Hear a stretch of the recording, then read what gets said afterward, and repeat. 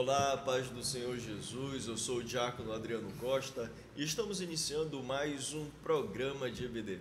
Este programa é um oferecimento da Igreja Evangélica Assembleia de Deus Campo Vila Brasil. Estamos estudando hoje, iremos estudar a lição de número 13 da revista das lições bíblicas da CPAD, que tem como título Os Ataques contra a Igreja de Cristo, e encerrando esse trimestre tão maravilhoso, tão importante, de estudos tão maravilhosos para todos nós. Nós iremos estudar a lição 13, que tem como tema Resistindo às Sutilezas de Satanás. E conosco, compondo a mesa, o nosso irmão Diácono Genilson Henrique. Irmão Genilson, a paz do Senhor. A paz do Senhor, Diácono Adriano. Também conosco o nosso irmão auxiliar André Lira. Irmão André, a paz do Senhor. Paz do Senhor, Diácono Adriano, e a paz do Senhor, Diácono Genilson. Muito bem, então vamos iniciar. O textuário diz: sujeitai-vos, pois, a Deus, resisti ao diabo e ele fugirá de vós. Esse texto encontra-se em Tiago, capítulo 4, versículo 7. Verdade e prática, irmão Genilson, por gentileza. Pois não, nos diz assim: a submissão a Deus é a forma mais poderosa de resistir ao diabo. Muito bem. A leitura bíblica em classe encontra-se em Tiago, capítulo 4, versículos 4 até o 10. Gostaria de que o irmão André fizesse a leitura e em seguida orássemos apresentando ao Senhor, iniciando a nossa programação. Sim, a leitura bíblica em classe nos diz: adúlteros e adúlteras, não sabeis vós que a amizade do mundo é inimizade contra Deus? Portanto, qualquer que quiser ser amigo do mundo, constitui-se inimigo de Deus. Ou cuidais vós que em vão diz a Escritura: o Espírito que em nós habita tem ciúmes. Antes, da maior graça, portanto diz: Deus resiste aos soberbos, dá porém graça aos humildes. Sujeitai-vos, pois, a Deus, resisti o diabo, e ele fugirá de vós. Chegai-vos a Deus, e ele se chegará a vós. Limpai as mãos, pecadores, e vós, de duplo ânimo, purificai o coração. Senti as vossas misérias, e lamentai e chorai. Converta-se o vosso riso em pranto, e o vosso gozo em tristeza. Humilhai-vos perante o Senhor, e ele vos exaltará. Tiago, novamente, é o texto de Tiago 4, do 4 ao 10. Bendito seja o nome do nosso Senhor. Oremos ao nosso Deus. Santo Deus, eterno Pai, nós mais uma vez estamos aqui, Santo Deus, em Tua boa e eterna presença, ó Pai, pedindo, Santo Deus, as Tuas bênçãos, mais uma vez, o Teu direcionamento para a edificação da Tua noiva, Senhor Deus, diante da temática, ó Senhor, que estaremos abordando. Abençoa, Senhor Deus, aqueles que estão aqui conosco, nos ajudando, Pai, aqui com esta programação, com os recursos, ó Pai, que estão disponíveis, os recursos midiáticos, ó Senhor Deus. Abençoa a cada um dos alunos, a cada um daqueles que estão aqui, Senhor Deus, acompanhando, Pai, esta programação, em nome de Jesus. Senhor Deus, abençoa aquele, Senhor Deus, na verdade, o nosso pastor, presidente, pastor Luiz Rios, assim como os demais pastores, assim como também, Senhor Deus, o corpo de obreiros aqui desta igreja. Se conosco, continua em nós, porque estas bênçãos te pedimos e em fé nós te agradecemos no santo nome de Jesus. Amém. Amém. Graças a Deus. E como nós falamos inicialmente, esta lição é a lição de encerramento. Então, querido professor, este é o momento de fazer uma rápida recapitulação acerca de tudo aquilo que foi ensinado, acerca dos ataques de Satanás, das sutilezas desses ataques, e agora falar acerca de como resistir a essas sutilezas de Satanás. Os objetivos da lição são 4, e o primeiro deles é apresentar o comprometimento com uma vida centrada em Cristo.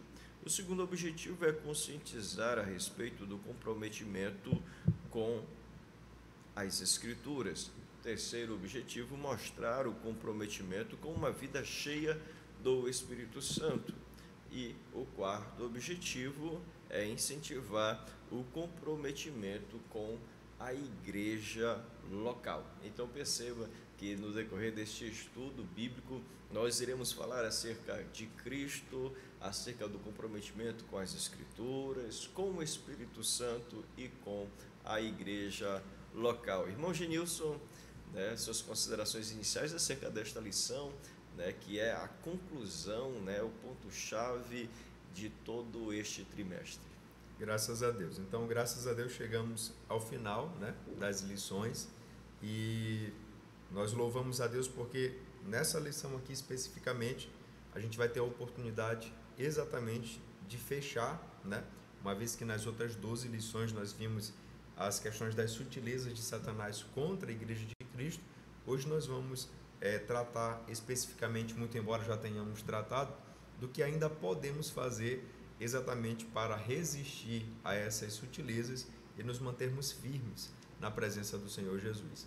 Isso, e nessa lição nós, na verdade, nas demais lições, nós aprendemos muitas, né, das sutilezas que o inimigo utilizou, e agora a gente vai até dar uma reforçada com relação a esses ataques, né, e como nós temos como combater, e a gente vai até abordar, e já aproveitando, adiantando a nossa firmeza na fé, né, através ali da Escritura, sendo cheio do Espírito Santo.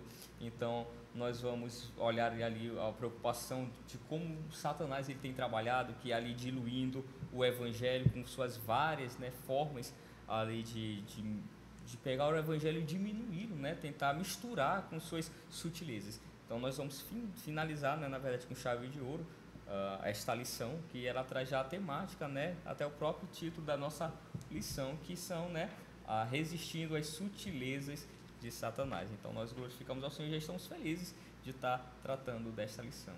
Muito bem.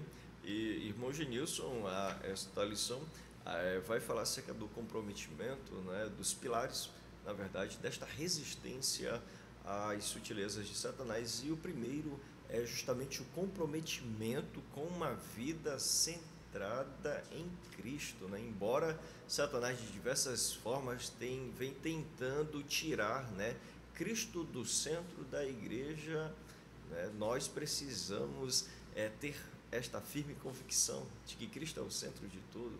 Isso, exatamente. E assim, o tema da lição, ele é maravilhoso, né? Resistindo às sutilezas de Satanás. Uma vez que a proposta do inimigo é exatamente com as suas sutilezas entrar dentro da igreja para tirar a igreja do seu foco, como o comentador traz aqui na introdução, nós vamos resistir. E resistir é o quê?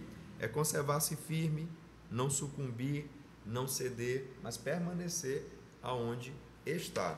E nós vamos exatamente permanecer comprometidos com a vida centrada em Cristo, como diz aqui o nosso tópico 1, como Cristo sendo o nosso Salvador. E o comentador traz aqui, abordando, mostrando o seguinte, que Cristo é a centralidade da vida do cristão. Todo cristão tem a sua vida centrada na pessoa de Jesus. Jesus é o tema principal da sua vida, é o tema das pregações, e ele traz aqui os exemplos do apóstolo Paulo, que a centralidade da mensagem do apóstolo Paulo era o Senhor Jesus Cristo. Na vida do apóstolo Pedro, Cristo também era o centro da mensagem, e dos outros discípulos, ele coloca aqui também o exemplo de Filipe, quando ele desceu a Samaria, a Bíblia diz que ele pregava a Cristo, né? O apóstolo Paulo, por diversas vezes, falou que ele estava pregando a Cristo e este crucificado, né?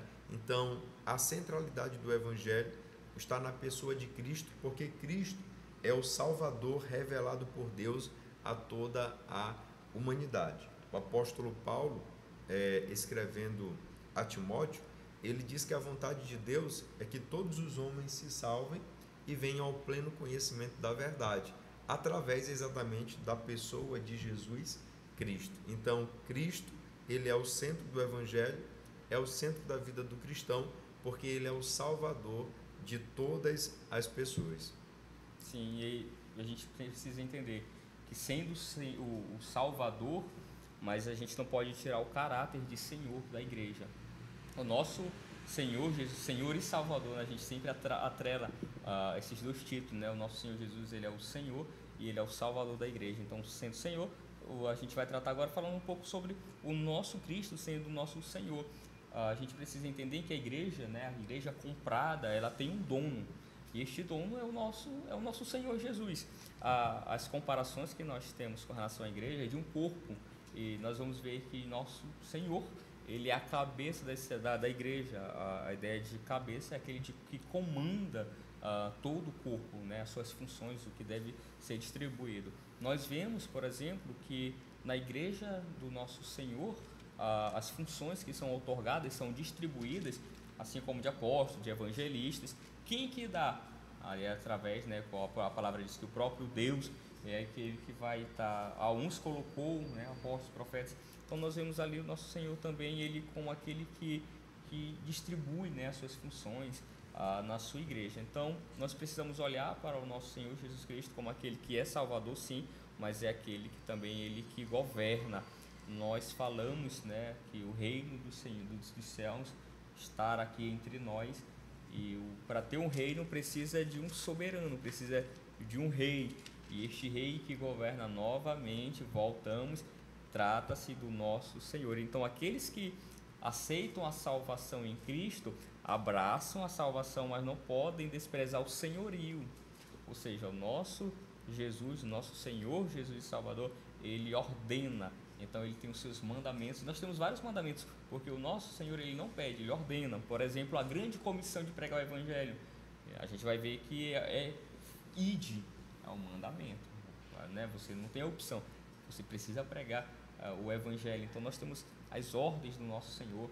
A gente pode observar, por exemplo, quando Tomé, lá em João 20, quando Tomé ele olha o nosso Senhor ressuscitado, ele dá um espanto, né, que ele não estava crendo.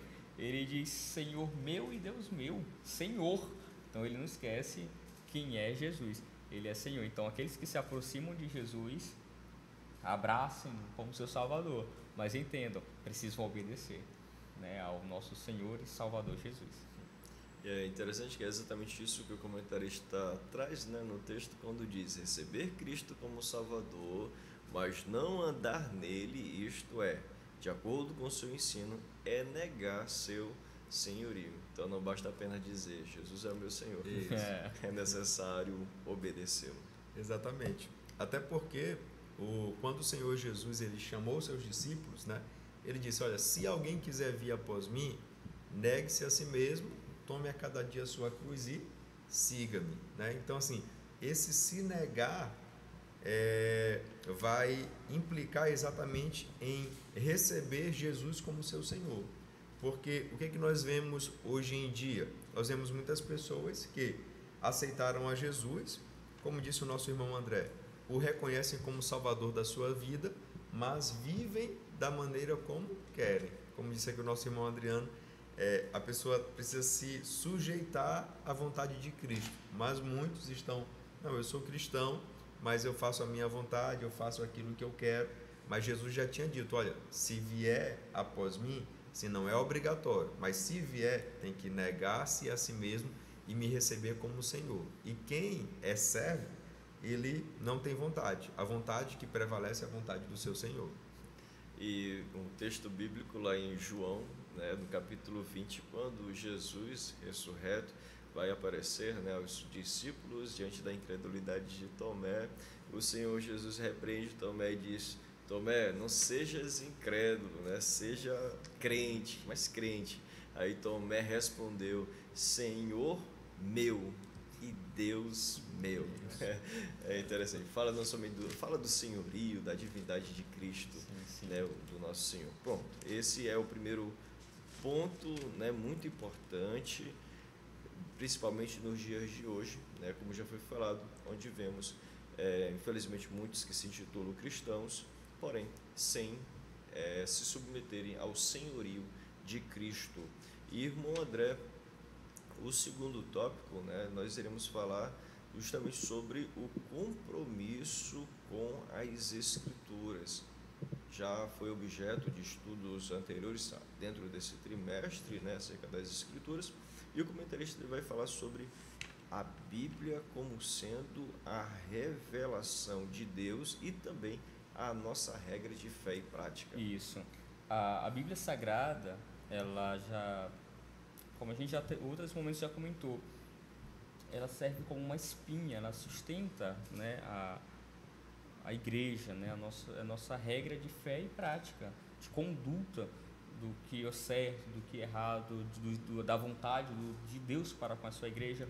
Então nós temos uma tentativa, e a gente acompanhou isso nas aulas anteriores, do inimigo ali tentando minar, tirar da autoridade das Escrituras para que ela não seja considerada o que ela de fato é, inspirada pelo próprio Deus, tirando a sua autoridade. E a gente observou, por exemplo, o que acontece quando se diz, por exemplo, uma das formas de minar a autoridade das Escrituras, quando nós dizemos que a Bíblia ela não é a palavra de Deus, mas ela contém a palavra de Deus. Então isso já é um argumento perigoso, já é uma sutileza de Satanás. Como assim? A Bíblia ela não é, ela contém. Estou dizendo que tem muita coisa aqui que é coisa somente de homem. Então eu tiro a inspiração plena da Bíblia, das Escrituras. Eu começo a ver a Escritura como se ela não fosse, ela pudesse errar. Então a gente tem que ter todo esse cuidado, porque não. Nós cremos que a Bíblia ela não erra, ela é plenária, ela é inspirada como a própria palavra de Deus diz, né?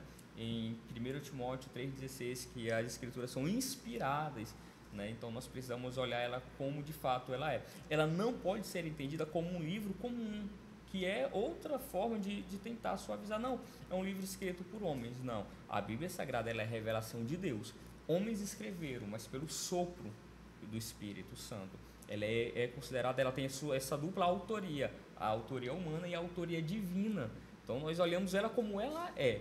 Ela foi dada pelo próprio Deus. Por isso que nós zelamos e temos que fazer uma defesa da fé, porque o homem ele não tinha como encontrar ao Senhor pelos seus próprios métodos. Eles têm uma noção de Deus, de um Deus. Quem é este Deus? Como poderíamos? Nós temos Bíblia Sagrada, o próprio Deus se revelando à humanidade. E demorou para nós termos essas escrituras, demorou em média ali seus 1.600 anos, seus aproximadamente 40 autores. Então precisamos dar valor. Satanás ele tenta minar. Já temos ali o momento da tentação de Jesus lá no deserto, quando Satanás disse: tu és o Filho de Deus, e ele usa as porções das escrituras. Ele vai dizer como está escrito: lança-te. Então, assim, muitas vezes Satanás utilizando porções isoladas das Escrituras para poder levar a pessoa, o crente, ao erro. Nós precisamos não ter pequenas porções, precisamos entender as Escrituras como um todo, para que a gente não caia nas falácias e nas astutas ciladas do inimigo. Exatamente. E assim, esse Deus que se revela através das páginas sagradas, ele revela também a sua vontade. E revelando a sua vontade, nós vamos ver que a Bíblia vai se tornar para nós um referencial, vai se tornar a regra de fé e conduta cristã. Ou seja, nós vamos viver de acordo com aquilo que a Bíblia orienta, porque nós acreditamos, assim como diz também na nossa declaração de fé das Assembleias de Deus, que a Bíblia é a única regra infalível de fé e prática para a vida do cristão, né? Então, assim, em meio a uma sociedade, como nós já abordamos em outras lições, onde cada um quer ter a sua própria verdade, a Bíblia ela é apresentada como uma verdade absoluta. Daí a rejeição, daí os ataques por muitas pessoas, porque exatamente não querem se dobrar à vontade de um Deus que é superior, né? As pessoas querem viver nos seus pecados. E quando eles olham a Bíblia, como coloca aqui o comentador, falando a respeito do adultério, do divórcio, da ideologia de gênero, de idolatria, quando eles observam que a Bíblia combate esses pensamentos que são pecados, aí as pessoas dizem: não, vamos tirar o crédito da Bíblia porque ela não é uma verdade absoluta, ela é só mais um livro, aí querem tirar todo o mérito, mas nós cremos, e a Bíblia Sagrada mesmo, ela traz essa autoridade para si, dizendo que ela é a inspirada, inerrante, infalível palavra de Deus, e de fato é a vontade do Senhor revelada para nós. Um texto bem interessante que o comentador coloca aqui, Hebreus 4:12, ele diz assim: porque a palavra de Deus é viva e eficaz, e mais cortante do que qualquer espada de 2 gumes, e penetra até o ponto de dividir alma e espírito, juntas e medulas, e é apta para julgar os pensamentos e propósitos do coração. A palavra, ela é viva.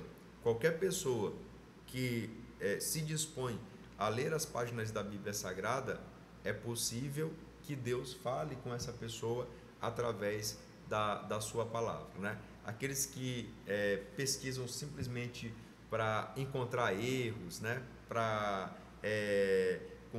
Com questão de conhecimento em relação contrários, esses aí tem pouco proveito. Agora, a pessoa que se aproxima sinceramente, querendo buscar algo da parte de Deus, vai encontrar. E quando a pessoa encontra exatamente essa palavra que penetra no mais íntimo do ser humano, ele lê um versículo e o Espírito Santo, né, ele testifica dizendo: olha, essa sua conduta bem aqui está errada, né, esse seu pensamento bem aqui está equivocado, e você precisa andar de acordo com a palavra de Deus. Então, sim, nós precisamos continuar comprometidos com as Escrituras Sagradas, né? O que tem acontecido também hoje em dia é que muitos líderes religiosos, muitas pessoas que se dizem cristãs, por obedecer a Bíblia à risca, estão sofrendo algumas desvantagens, né? E aí em várias áreas. Então, assim, para não sofrer essas desvantagens aqui na Terra, eles tentam ver se a Bíblia abre uma exceção, mas nós vamos ver que não é a Bíblia que tem que se moldar a nós, mas somos nós que temos que nos moldar à Bíblia Sagrada. A Bíblia como sendo a regra, a nossa regra de fé e prática, né, uma compreensão equivocada acerca das Sagradas Escrituras, irmão André, vai influenciar na vida espiritual da pessoa.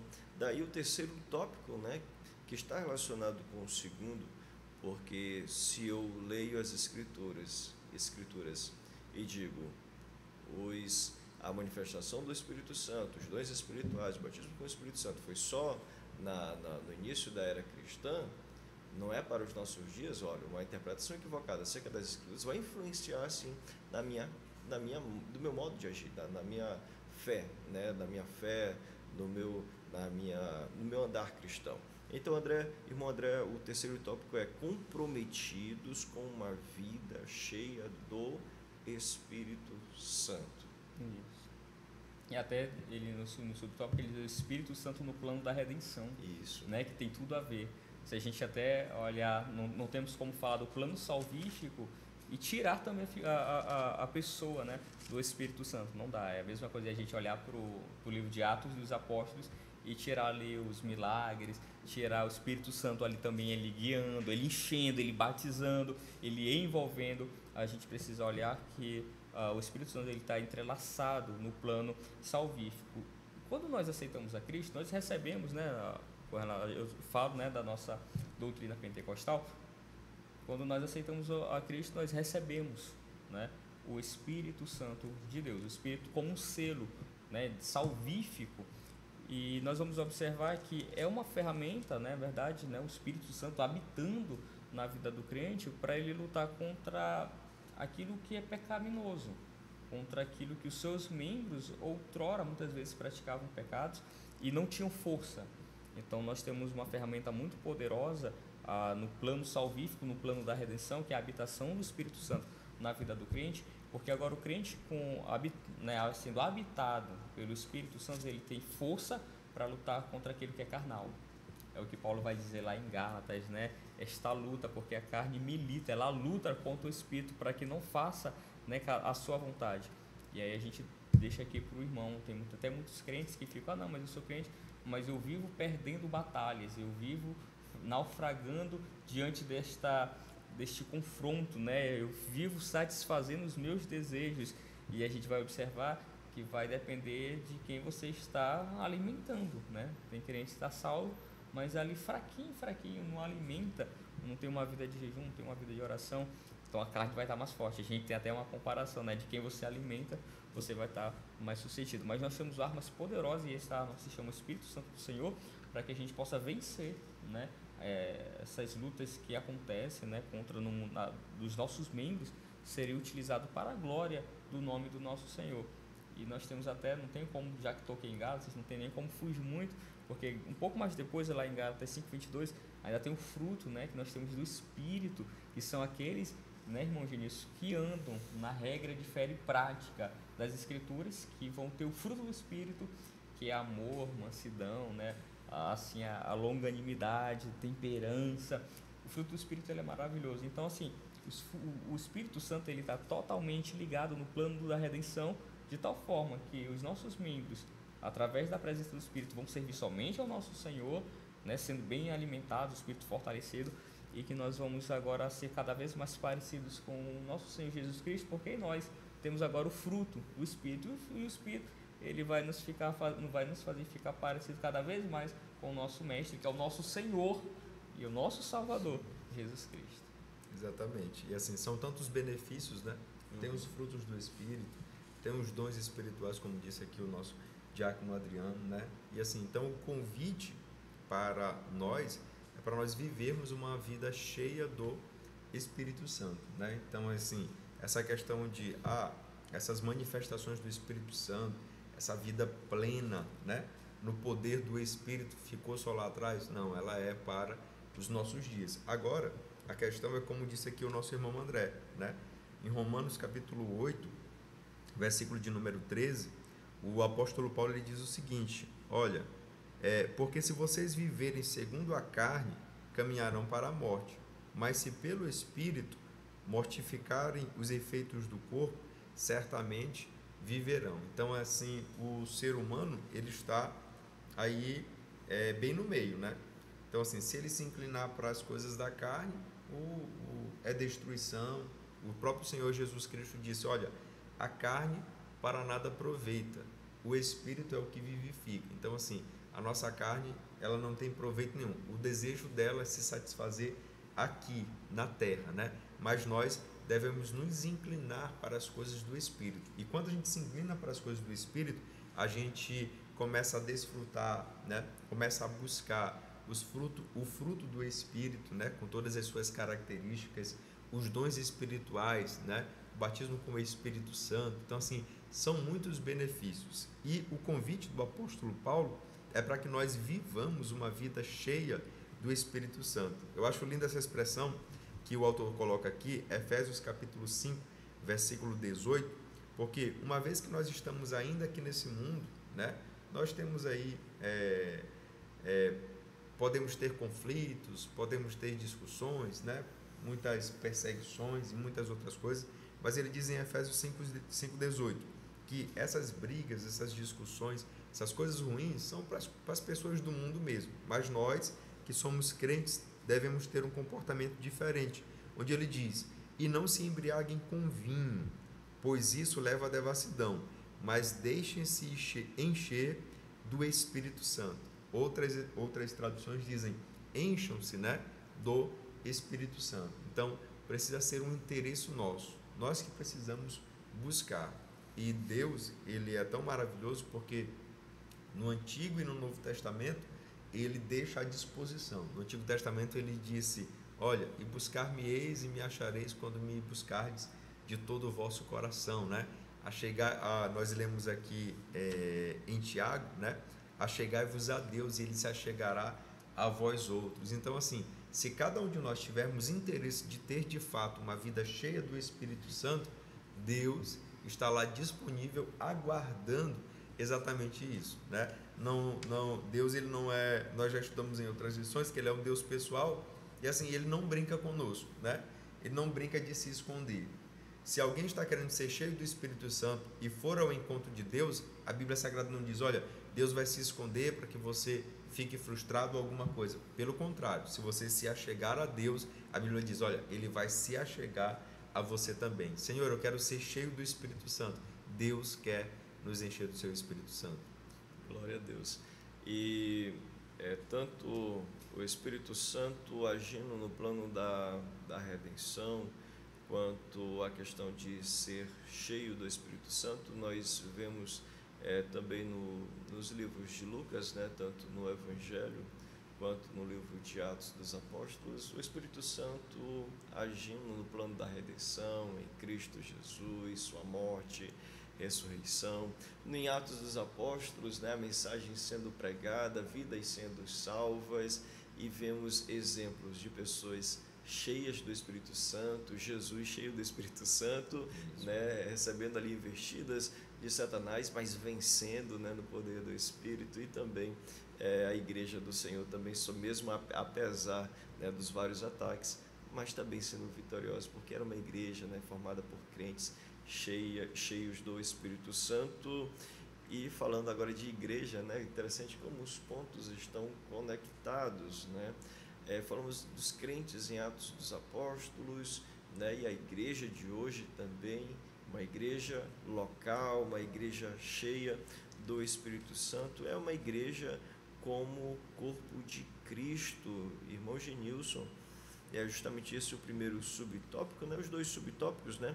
Primeiramente, o comentarista vai falar a igreja como o corpo de Cristo, e segundo, o lugar e a importância de cada membro da igreja, e trazendo à tona, né, a importância da igreja local para a vida do crente. Isso, exatamente. Uma vez que a pessoa aceita Jesus como Senhor e Salvador da sua vida, reconhecendo todos esses pontos que nosso irmão Adriano já trouxe à tona agora há pouco, é preciso agora que ele se conecte, né?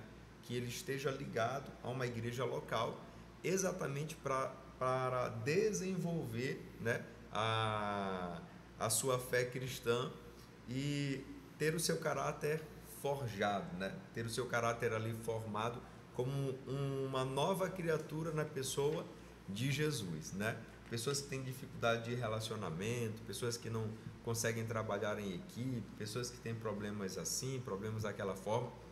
O apóstolo Paulo escreve dizendo que quem está em Cristo, nova criatura é. Então, essa pessoa que nasceu de novo, agora ele vai precisar da igreja local para ele aprender como é que ele deve se vestir, como ele deve se comportar, como ele deve falar, através do discipulado, através das orientações das lideranças, tá certo? Então, assim, a igreja local é de fundamental importância para uma pessoa. Nós temos uma lição aqui que fala a respeito dos desigrejados, né? Que desprezam essa questão da igreja como instituição, né? Eles não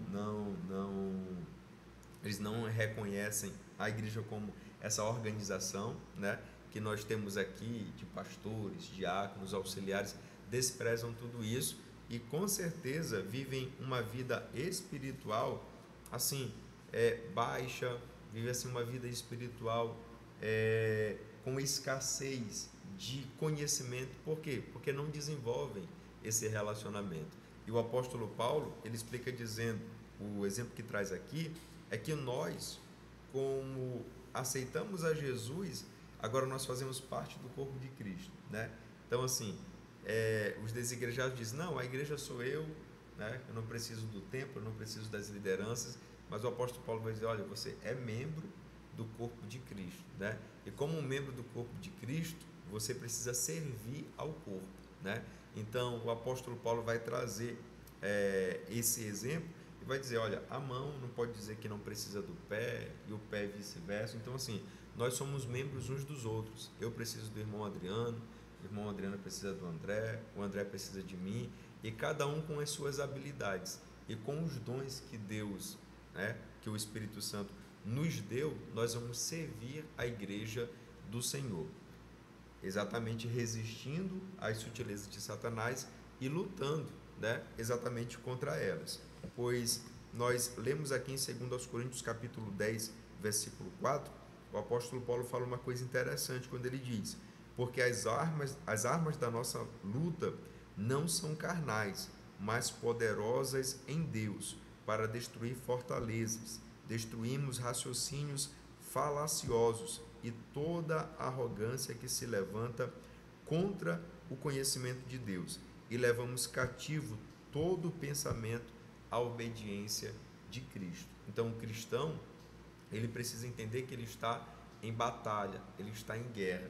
E aonde está o seu exército? Está na igreja local, né? Ele faz parte ali desse exército, ele é um integrante, ele é um membro do corpo de Cristo, onde as armas dele não é facão, não é nenhuma arma aqui natural, são armas espirituais, mas essas armas espirituais, elas são poderosas em Deus para exatamente vencer o nosso inimigo, que não é, como diz o apóstolo Paulo, não é carne e sangue, mas é nas regiões espirituais.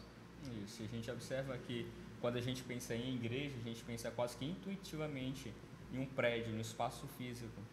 E o conceito de igreja, né, é muito maior do que isso. Na verdade, a igreja ela é o corpo, como a gente já observou. O nosso Senhor Jesus, ele é a cabeça, e a igreja ele é o corpo do nosso Senhor. Se pudéssemos definir de outra forma mais geral, igreja, e volto a dizer rápido, voltando só um pouquinho, não que nós menosprezamos de forma nenhuma os templos, os espaços físicos em que nós nos reunimos para adorar. Precisamos estar lá, que aí já é a ideia dos desigrejados, que eles desprezam. Não preciso de um lugar físico, sou igreja e não preciso andar em comunhão, não preciso me relacionar com o exército, né? Que a gente já observou que ele precisa. Um soldado sozinho, ele está destinado a morrer em meio a uma guerra, ele não vai vencer, então ele precisa estar junto. Mas assim, valorizamos os templos, mas entendemos que a igreja não é o templo em si. A igreja somos nós, no sentido de todos aqueles que são salvos, estes sim são a igreja do Senhor Jesus Cristo, são a noiva do Senhor Jesus. Porque muitos podem até dizer, eu sou igreja porque eu vou para a igreja, e lamentamos, mas muitas vezes você não é igreja, porque você pode estar indo para a igreja, parece um crente, mas não é crente, não tem a habitação, né, do Espírito Santo ali que trabalha no plano da redenção. Então nós precisamos fazer essa diferença. Então quem seria, né, no conceito mais geral, quem seria a igreja do Senhor, seria todos aqueles que foram salvos, remidos pelo sangue de Jesus. Estes são a noiva, o corpo, aqueles que aceitam, são salvos, aceitam o senhorio, que tem a presença no seu corpo, né, na sua vida, do Espírito Santo, e tem os seus membros sendo utilizados em prol do reino, e vão ser cheios, né, aproveitando, e vão ser cheios do Espírito Santo por viverem uma vida ali obediente ao Senhor Jesus. Então nós não podemos confundir, né, o templo com ser igreja. Nós somos igreja, valorizamos os templos, mas e aí tem outra questão, que é que como nós fazemos parte do corpo, e já foi tocado nessa questão, mas cada um precisa de uma função, cada um precisa identificar a sua função no corpo, precisa estar envolvido. É até bem estranho você ir para um lugar toda vez, no caso você tem que vir, é uma necessidade, vir à igreja do Senhor, e congregar, se alimentar da palavra, mas muitas pessoas vêm para a igreja, e se você pergunta, sempre estão vindo, mas o que você faz lá? Eu não sei, eu só vou. É estranho, porque você precisa saber o que está fazendo, precisa encontrar uma posição, precisa ajudar, não é somente cantar e pregar, tem muitas funções na igreja, você pode, para quem quer, existe espaço. Jesus, ele disse que a seara é grande, e ele diz o seguinte, rogai ao Senhor para que mande ceifeiros para a sua seara. Esta ordem ela continua válida, continua tendo espaço para os trabalhadores, porque nós temos irmãos que dizem, não tem espaço na igreja para mim, para eu trabalhar. Ou eu fico com a palavra deste irmão, ou eu fico com a palavra de Jesus, e o nosso Senhor Jesus está dizendo que a seara ela é grande, e que nós temos que orar pedindo ao Senhor da seara que mande ceifeiros para a sua seara. Então nós precisamos de trabalhadores. Por mais que a igreja possa crescer, sempre nós vamos precisar de cada vez mais de pessoas envolvidas. E aqui, por exemplo, nós temos pessoas que se encontraram, seja na mídia, seja uma pessoa que está envolvida num campo missionário ali na linha de frente, ganhando vida, mas todo mundo precisa exercer funções na casa de Deus. Não dá para ser um crente ali, vou usar até a expressão meia boca, só vou lá e volto para casa. Não, isso é quase que um desigrejado, né, que não faz diferença nenhuma. Precisa se envolver, precisa estar militando neste exército celestial que estará aqui na terra, ganhando vidas para o nosso Senhor Salvador Jesus Cristo.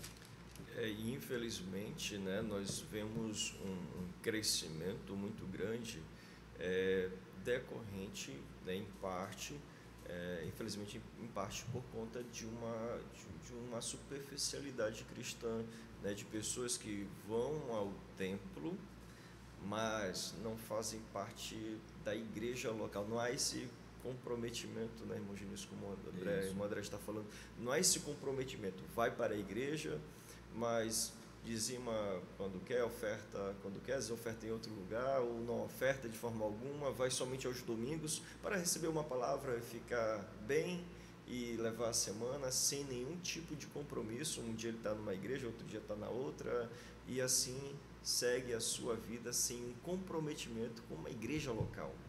Isso. E a proposta dessa nossa última lição aqui é exatamente mostrar que pessoas assim, né, são presas fáceis para todas essas sutilezas que nós acabamos de estudar aqui nessas 12 lições, né? Porque uma pessoa que congrega dessa forma, né? Assim, hoje está numa igreja, amanhã está em outra, né? Assim, ele vai justamente ser... É como se ele estivesse procurando ser fisgado por uma dessas sutilezas, né? É o tipo da coisa. Nessa igreja aqui eu não ouvi aquilo que eu quero. Eu vou para aquela dali para ver se naquela dali eles dizem aquilo que eu quero ouvir e se eles me liberam viver da maneira como eu quero viver. E acabam caindo nas garras de Satanás, acabam virando presas fáceis. E essa última lição, a proposta é exatamente o contrário. É dizer o seguinte, a proposta é: nós precisamos resistir à sutileza de ficar desigrejado, de abandonar a igreja, resistir a essa sutileza de Satanás, que é desvalorizar a autoridade da Bíblia Sagrada e todas as outras sutilezas das lições que nós vimos aqui. Então, assim, chamando realmente o crente para a responsabilidade, dizendo: olha, você está em guerra, você está em uma batalha espiritual e você precisa ficar no seu lugar de posição, né? Em um exército, né, nós vamos ver que cada um tem a sua posição. Tem aqueles que ficam na linha de frente, tem aqueles que ficam mais na retaguarda, tem aqueles que fazem outras funções, mas todos têm o seu lugar. Então, assim, todo cristão, a Bíblia diz, olha, todo cristão tem a sua função dentro da igreja. Como disse o nosso irmão André, basta a pessoa procurar. Mas eu ainda não encontrei, né, aquilo que eu realmente quero fazer. Continua buscando, continua pedindo a Deus o direcionamento correto. E enquanto ele não diz especificamente, você vai trabalhando. Tantos departamentos que nós temos dentro da igreja, né? Departamento infantil, né? Departamento de mocidade, temos a mídia agora da igreja. Então, assim, você vai trabalhando em todos eles. Nós nos alegramos porque temos pessoas exatamente com esse testemunho, né? Que a gente pergunta: o que Deus te chamou realmente para fazer? E as pessoas dizem: não, eu ainda não sei especificamente, mas enquanto eu não sei, eu vou trabalhando naquilo que tem, porque a seara, de fato, ela é grande. Os trabalhadores são poucos e nós, como crentes, na pessoa de Cristo, precisamos nos sujeitar ao senhorio do Senhor Jesus Cristo e ficarmos na nossa igreja, fortalecendo a nossa igreja local. Muito bem, já chegando ao final dessa lição tão importante, e se fôssemos, pelo menos na minha opinião, resumi-la, resumiria no versículo 7 de Tiago 4, quando diz: sujeitai-vos, pois, a Deus, para resistir, né, às sutilezas de Satanás. Como o Vinícius falou agora há pouco, é necessário nos sujeitarmos a Deus. Nos sujeitando a Deus, nós nos sujeitaremos, claro, a Cristo, estaremos nos sujeitando a Cristo, a sua palavra, ao Espírito Santo, sendo guiados por Ele, sendo cheios do Espírito Santo e nos comprometendo com a igreja local. Irmão André, suas considerações finais. Sim, diante das lições, que dessas 13 lições, sim, que nós estudamos, fazer uma consideração final nesse aspecto. Eu diria, né, para os nossos ouvintes, que tudo que a gente de certa forma estudou, as sutilezas, a gente precisa entender que essas sutilezas de Satanás, elas estão sempre aparentando serem verdades, de tal forma que até o crente, se for descuidado, ele acaba caindo. Então, diante dessas sutilezas dos ataques de Satanás e diante de tantas meias verdades que o inimigo ele tem imposto e colocado aí em seus vários meios, vários ambientes, eu diria hoje para o cristão olhar para a figura do seu pastor e ouvi-lo mais. Eu encerraria dizendo: olha, ouça a voz ali do pastor pela experiência que ele já tem, porque muitos hoje dizem: não, eu tenho a verdade, então eu não preciso ouvir. Não é bem assim que o pastor está dizendo, e muitas vezes ele está se baseando, essa pessoa, esse irmão que está enganado, se baseando ali na sua meia verdade, porque são muitas, queridas. A gente tratou aqui de muitas coisas que parecem ser bonitas, parecem ser verdadeiras, e quando a gente vai olhar a sua raiz ali, é mais uma sutileza, é mais uma armadilha de Satanás. Então vamos fazer o seguinte, já que são tantos, vamos olhar para aquele que foi colocado, né, para cuidar da igreja, que é o nosso pastor aqui na terra, né, os nossos líderes que estão preocupados com a nossa vida, estão preocupados com a nossa salvação. Então, se o nosso pastor diz, olha, isso aqui é perigoso, não fique lá teimando com ele, não ouça a voz do seu pastor. É porque tem muita coisa, se você for querer saber tudo, fica complicado. Então, fique ali com o homem de Deus, que ele tem, o Senhor chamou ele para aquilo, né? O Senhor chamou, então, para ele ser pastor. Então, ouça para que você seja uma ovelha obediente e que você possa chegar ao céu de glória. Amém. Bom, Genilson. Graças a Deus. Eu gostaria de encerrar, né? Assim, fazendo pegando o gancho aqui do versículo 7 que o irmão Adriano falou, né? Sujeitai-vos, pois, a Deus, resisti ao diabo e ele fugirá de vós, né? Eu quero acrescentar ainda 2 versículos, Efésios capítulo 6, versículos 10 e 11, que diz: quanto ao mais, sejam fortalecidos no Senhor e na força do seu poder. Vistam-se com toda a armadura de Deus para poderem ficar firmes contra as ciladas do diabo. Vimos que nessas lições, né, todas essas sutilezas são, na verdade, ciladas, como disse aqui o nosso irmão André, né, para fisgar as pessoas, né? Então, assim, de nós mesmos, né, nós somos fracos, né, nós somos limitados. Então, quando o Tiago diz que nós devemos nos sujeitar a Deus, né, e o apóstolo Paulo faz esse convite para nós nos fortalecermos no Senhor, porque as nossas armas, né, as armas da nossa batalha são poderosas em Deus. Então, assim, o mérito é todo de Deus, né? Se estamos aqui hoje, é pela graça de Deus, foi Deus quem venceu as lutas em nosso lugar, mas nós precisamos fazer a nossa parte. E nós vamos fazer a nossa parte exatamente resistindo, ficando no nosso lugar, confiando que Deus vai nos dar forças para nós ficarmos ali no local onde Ele nos colocou, servindo a Ele com sinceridade de coração. Em nome de Jesus. Amém.